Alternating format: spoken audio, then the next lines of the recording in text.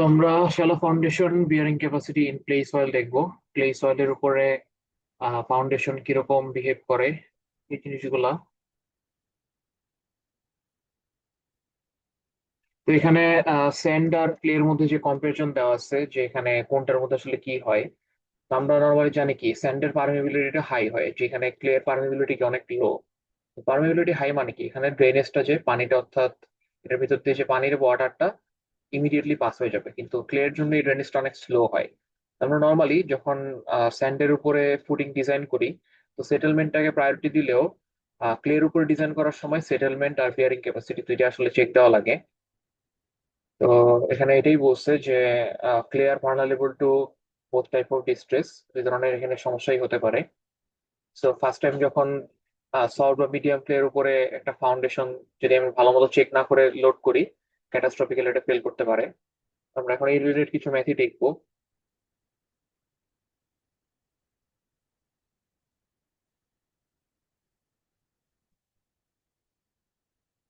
তো ফার্স্টে একটা ছোট্ট একটা ডেরিভেশন আছে, ডেরিভেশন এটা আগেও এই সিমিলার ডেরিভেশনটা ছিল। এখানে জাস্ট কি বলছে, আমরা তেরজাগি ইকুয়েশন থেকে এটার বিয়ারিং ক্যাপাসিটির এটা বের করতে পারি। Q equal to CNC Q N Q plus half B gamma N gamma. তো ক্লিয়ার জন্য আমরা জানি ফাই এর ভ্যালুটা হচ্ছে জিরো। তো ফাই যখন জিরো হবে তখন চার্ট থেকে আমরা ইজিলি এনসি এর ভ্যালু 5.7 আসলে মুখস্থ। চার্ট ছাড়া আসলে এমনি মুখস্থ হয়ে যায়। এন কিউর ভ্যালুটা ওয়ান আর এন গামার ভ্যালুটা জিরো আসে। তো এটা যখন সয়েল একটা সার্টিন ডেপথে রাখবো তখন কি তার উপর একটা সারচার্জ আসবে, আর এন কিউ যেহেতু ওয়ান, আলটিমেটলি ভ্যালুগুলো এখানে পুট করার পরে Q U equal to CNC plus Q থাকে, এন কিউ যেখানে ওয়ান দেখাচ্ছে। তো আমরা যদি কিউটাকে এই পাশে নিয়ে যাই, তো এই পাশে নিলে Q U minus Q, that means এটা আলটিমেট থেকে যদি সারচার্জটা বাদ দেয় সেটা আমাদের হয় নেট আলটিমেট। তো আর আমরা এখানে স্যাচুরেটেড আনড্রেইনড ক্লে এর জন্য পড়তেছি, তো এখানে সিটাকে আসলে সিইউ লিখতে পারি। তো এটার ভ্যালু হচ্ছে বসানোর পর আলটিমেটলি সি এন ইউর ভ্যালু 5.7 সিইউ আসলো, যেটাকে আমরা সিক্স এর সাথে কম্পেয়ার করে লিখতে পারি। আর ফ্যাক্টর অফ সেফটি যদি থ্রি ধরি, তাহলে নেট অ্যালয়েবল, নেট আলটিমেট কে ফ্যাক্টর অফ সেফটি দিয়ে ভাগ করলে নেট অ্যালয়েবল ধরা যায়, যেহেতু আমরা থ্রি ধরতেছি। সো এখানে টু সিইউ থাকে। অ্যান্ড আমরা জানি ক্লে এর জন্য কি হয়, সিইউ হয় Q U by two. So এখান থেকে জাস্ট টুটাই পাশে পাস করে দিলে কিউ নেট অ্যালাইবল কে আমরা আসলে কিউ আলটিমেটের সাথে কম্পেয়ার করতে পারি। তো এটা ছোট্ট আসলে জিনিস, খুব কঠিন কিছু না।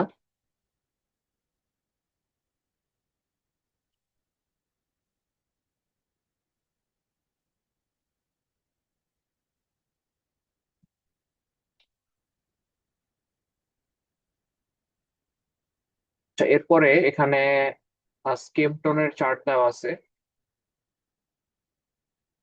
তো স্কেমটন কিছু ফর্মুলা দিয়ে রাখছে আমাদেরকে এই এনসির ভ্যালুটা বের করার জন্য। যেহেতু আমরা দেখতেছি যে ক্লে সয়েলের জন্য এখানে এনসিটাই আসলে ম্যাটার করতেছে, এন গামা এন কিউ গুলো আসলে দরকার হচ্ছে না। তো এনসির ভ্যালুর জন্য কিছু ইকুয়েশন দেওয়া। তো আমরা যদি স্কেমটনস ফর্মুলা বা স্কেমটনস মেথড ইউজ করি, এখানে সবার আগে আমাদের একটা ফর্মুলা হচ্ছে একটা রেক্টেঙ্গুলার ফুটিং এর জন্য। তো NC equal to five one plus 0.2 DF by B. DF হচ্ছে এখানে ফুটিং এর ডেপথ, আর বি হচ্ছে width, into one plus 0.2 B by L. যেটা বেসিক্যালি আমরা বলতে পারি 5 SC ইন্টু ডিসি। মানে এই জিনিসটা আসলে শেপ ফ্যাক্টর, আর এই জিনিসটা আসলে কি ডেপথ ফ্যাক্টর হিসেবে এখানে আসছে। এইখানে একটা কন্ডিশন আছে, এই এনসির এই ফর্মুলাটা কখন ইউজ করব, যখন ডিএফ বাই বি অর্থাৎ ফুটিং এর যে ডেপথ অ্যান্ড উইথ এর রেশিও সেটা 2.5 এর থেকে ছোট অথবা সমান হলে এই ফর্মুলাটা ইউজ করব। আর যখন আমরা এনসির ভ্যালু 7.5 হবে, সরি এনসি সরি যখন হচ্ছে ডিএফ বাই বি এর রেশিওটা 2.5 এর থেকে বেশি হবে, তখন হচ্ছে এনসির value 7.5 into one plus 0.2 B by L, এটা ইউজ করব। এই পুরো জিনিসটা ছিল হচ্ছে রেক্টেঙ্গুলার ফুটিং এর জন্য।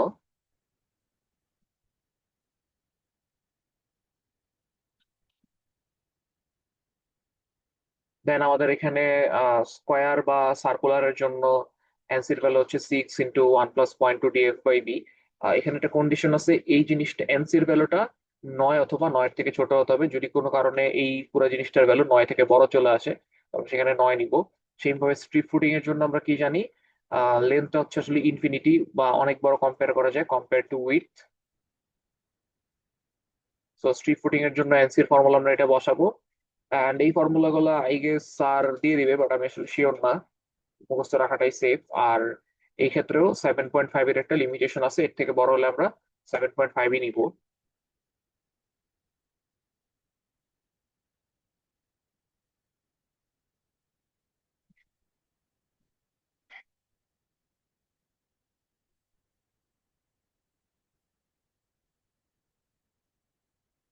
এখন সেম ভাবে আমরা যদি কিউ এর ভ্যালুটা,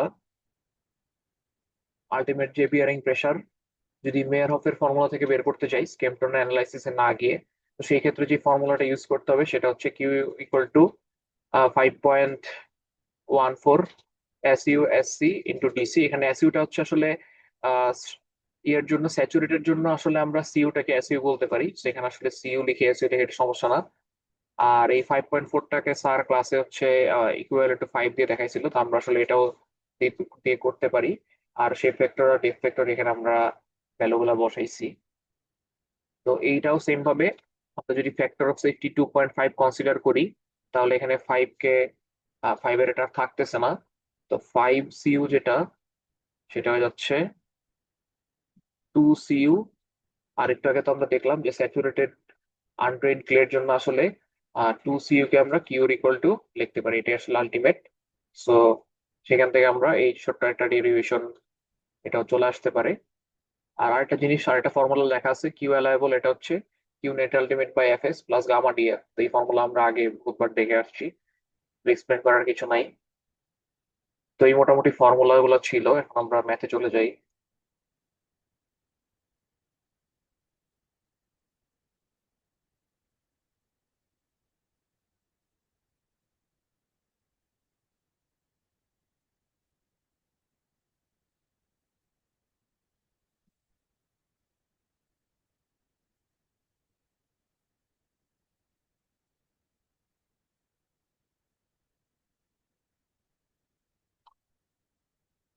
প্রথম প্রবলেমে কি বলছে আমাদেরকে, এ strip footing of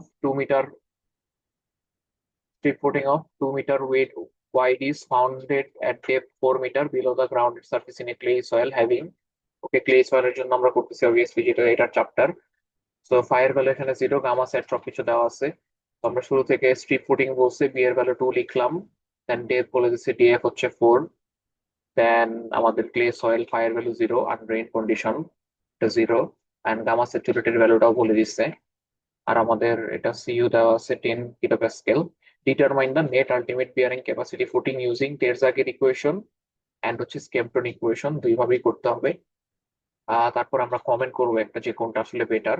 তো টেরজাগের ইকুয়েশন যদি বলে দেয় তাহলে এটা আসলে একদম basic formula, Q N E হচ্ছে CU N C Q into, আচ্ছা এখানে খেয়াল রাখতে হবে এখানে কিন্তু নেট আলটিমেট বসে, তার মানে কিন্তু কিউ এন ইউ বের করবো। তো আমরা জানি টেরজাগিতে যখন কিউ এন ইউ বের করি তখন কিন্তু এখানে কিউ সাথে একটা এন কিউ মাইনাস ওয়ান বসে। যদি শুধু কিউ আলটিমেট বলতো সেক্ষেত্রে কিউ ইন্টু এন কিউ হতো। সো জিরোর জন্য আমরা এন কিউর ভ্যালু জানি 1, তো 1 - 1 হচ্ছে 0, তো এই টার্মটা বাদ পড়ে যায়। অ্যান্ড এন গামা যেহেতু 0 এই টার্মটাও বাদ পড়ে যায়। তো আমাদের শুধুমাত্র Q net ultimate equal to CU N C থাকতেছে। তো সিইউ আমরা জানি, এন সি জানি 5.7, সো এটা হচ্ছে 57 kPa আসছে। একদম জাস্ট ফর্মুলা ইনপুট দেওয়া, আর কিচ্ছু করলাম না। এরপরে স্কেমটনের জন্য আমরা স্ট্রিপ ফুটিং এর জন্য ফর্মুলা একটু আগে এটা দেখে আসছি। তো আমাদের আগে স্ট্রিপ ফুটিং এর জন্য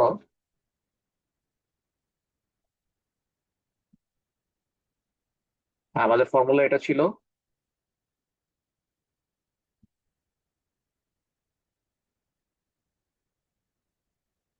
তো এনসির ভ্যালু এখান থেকে বের করতেছি। সো ডেপথ অফ ফুটিং হচ্ছে এখানে 4 দেখছি আমরা, বি আগে থেকে 2, সো সবকিছু ইনপুট দেওয়ার পর এটা 7 থাকতেছে। তো এটার মধ্যে আমরা একটা চেক দিতে হইতো যেটা 7.5 থেকে কম কিনা, যেটা দেখলাম ইয়েস, ওকে। সুতরাং এটা আবার একইভাবে ফর্মুলায় বসায় দেওয়ার পর এটা 70 kPa আসছে। তো এখন কমেন্টটা কি হবে, কমেন্টটা হচ্ছে আমরা জাস্ট এখানে বলতে পারবো যে প্রথম ক্ষেত্রে তেরজাগের ইকুয়েশনটা আমাদেরকে কনজারভেটিভ একটা রেজাল্ট দিচ্ছে, তো 57, মানে আমরা যখন এখানে ফাউন্ডেশনটা বা ফুটিংটা ডিজাইন করব, তখন তো আমরা দেখতেছি যে কোনটা আমাদের সবচেয়ে বেশি ইকোনমিক্যাল হচ্ছে। তো সেদিক দিয়ে চিন্তা করলে তেরজাগিটা আসলে কি কনজারভেটিভ। এখানে একটা কারণ কি, এই যে আমি এখানে লিখে রাখছি মেইনলি ডিএফ বাই বি এই রেশিওটা যখন ওয়ান এর থেকে ছোট অথবা ইকুয়াল হয়, ওই ক্ষেত্রে তেরজাগিটা হচ্ছে আমরা অ্যাপ্রোপ্রিয়েট, ওই ক্ষেত্রে আমাদের বেস্ট আউটপুটটা দিবে। তো এই ক্ষেত্রে আসলে এটা এই রেশিওটা মানতেছে না, কারণ এটা কত হচ্ছে, 4/2, দ্যাট মিনস এটা 2 হচ্ছে। সো যার কারণে আমরা এখানে তেজগাঁও থেকে আমরা প্রিফার করব স্ক্যামটনেরটা নেওয়ার জন্য, এটা আমাদের জন্য ইকোনমিক্যালও হবে। আমরা স্ক্যামটন রেকমেন্ডেড। ওকে, এই ম্যাথটা শেষ, পরের ম্যাথে যাই।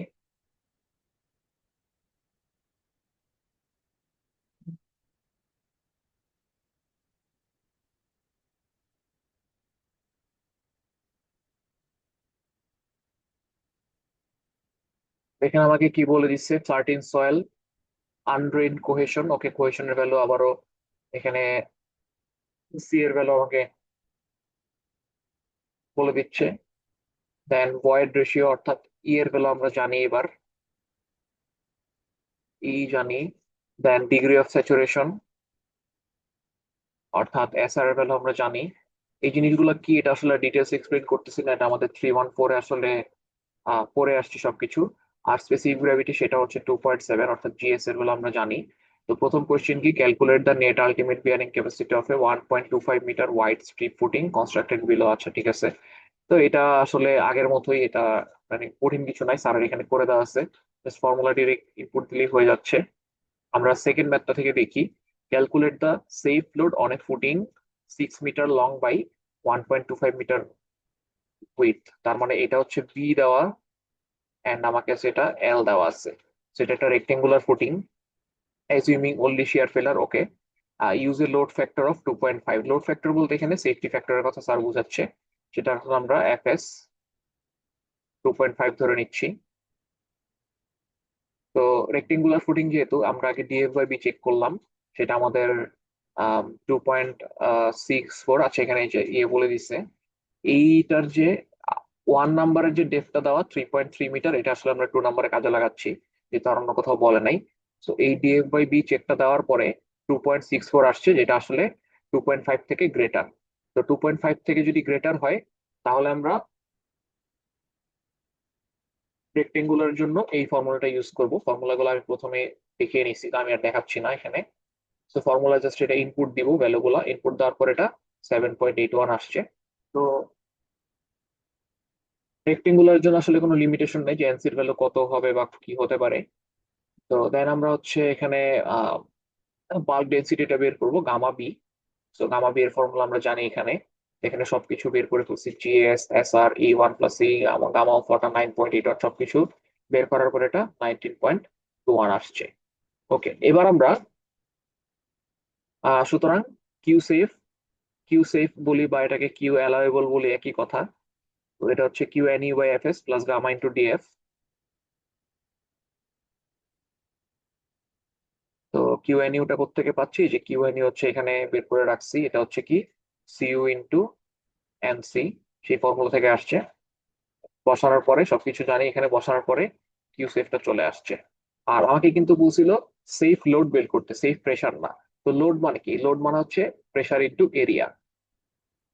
সো ফাউন্ডেশনের যে প্রেসারটা ছিল, প্রেসারের সাথে এরিয়াটা মাল্টিপ্লাই করলেই এখানে 6 ছিল লেন্থ, আর 1.25 ছিল উইথ, করার পরে এটা অ্যান্সারটা চলে পাবো, চলে আসবে এখানে।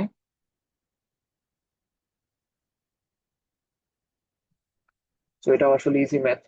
দেন 3 নাম্বার কি বলছে, what other soil properties need to be considered in order to calculate the safe load on the foundation. আচ্ছা, এখানে আরেকটা জিনিস যেটা আমরা আসলে দেখতে পারি, সয়েলের যে কম্প্রেসিবিলিটিটা, সেই জিনিসটা আসলে এখানে ক্যালকুলেট করা যায়। কারণ এটা আসলে সেটেলমেন্টের জন্য, যে স্যারের এখানে সুন্দর করে লেখা আছে এটা, other accountable property of the soil is compressibility. কারণ এটা কি করে, effect the amount and rate of settlement in the foundation. আচ্ছা, সেটেলমেন্টের জন্য যেখানে কাহিনীটা হচ্ছে কি, সেটেলমেন্ট আসলে যদি ইউনিফর্ম হয়, মানে আমার যতগুলা ফুটিং আছে এখানে বা যতগুলা এখানে কলাম লোড দিচ্ছে, সব জায়গার নিচের সেটেলমেন্টটা যদি সমানভাবে নামে, সমানভাবে নিচে সেটেল হয়, তাহলে আমাদের এটা খুব একটা মাথা ব্যথার কারণ হয় না। বাট সমস্যা কি, ডিফারেন্সিয়াল সেটেলমেন্ট, দ্যাট মিনস যদি একটা একটা রেসপেক্টে অন্যটা একটু, একটা কোনোটা একটু কম নামলো, কোনোটা একটু বেশি নামলো। তো যেটা হয়, এটা একটু কম নামছে, এটা একটু বেশি নামছে, এটা একটু ধরো কম নামছে। তো এটার জন্য উপরে যে কলামটা গিয়ে যেখানে বিমে কানেক্ট হবে, বিমটা কি হালকা একটু বেঁকে যাচ্ছে, অ্যালাইনমেন্ট থেকে সরে যাচ্ছে, ভার্টিক্যাল অ্যালাইনমেন্টটা। যার ফলে এটা আসলে কি, খুবই সামান্য যদি ডিফারেন্সিয়াল হয়, কয়েক মিলিমিটার বা কয়েক সেন্টিমিটার জন্য আসলে একটা ক্র্যাক আসতে পারে, যেটা আমাদের জন্য খুবই ক্ষতিকর। আর্থকোয়েকে বড় রকম সমস্যা হবে। সো আমরা সেটেলমেন্টই চাই না আসলে, বাট একটা নির্দিষ্ট পরিমাণ সেটেলমেন্ট আসলে আমাদের কোড অ্যালাউ করে। ওটা ভ্যালুটা আমি আসলে ভুলে গেছি, এক একটা সয়েলের জন্য এক এক রকম, কোন স্লাইডের জন্য এটা দেওয়া আছে। যাই হোক, আমরা নেক্সট ম্যাথে মুভ অন করি।